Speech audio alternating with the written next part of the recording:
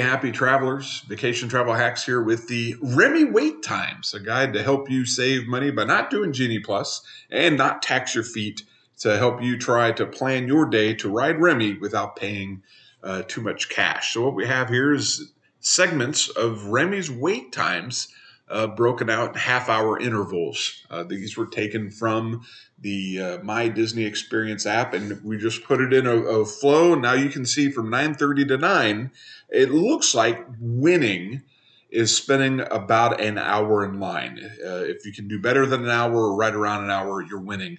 And a couple things to note is if you're rope dropping, you're probably going to accomplish that. If you're in line, you get there right when it opens. But if you're there a little late, then you might have to wait. Interesting note is about an hour and a half or so after the park opens, a lot of people, there's a wave, and then there's a way to sneak in behind the wave. And you see that at about the 10:30 hour. It goes down about 15 minutes because everybody is, kind of sees that it's 80 minutes and they're going to stay down and ride the other rides, test track, maybe walk over to Frozen. But it builds. It starts building after 10:30. So between 10 and 10:30, you can sneak in there, take a look at the Disney app. But we've seen this before where the rush, everyone rushes in there to build the line, and then the line works down. But the rest of the day, it starts to build up to over 100, and then we start getting the transition. Whoa, wait a minute. Why did it go from 125 to 95?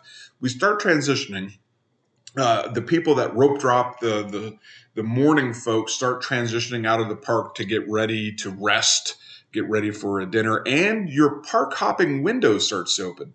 So there's about a 90-minute window here where you can be under 100 minutes, and then everybody starts working back up from the Epcot ball to about 4:30, 1:20, and then we start dropping, and it's going to drop for the rest of the day as people work out for dinner.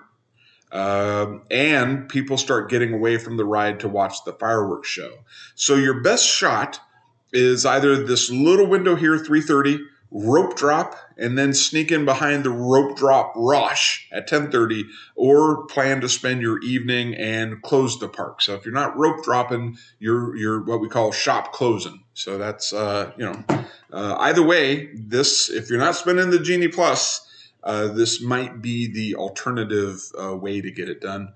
I'll see you in the next video. Hope this helps.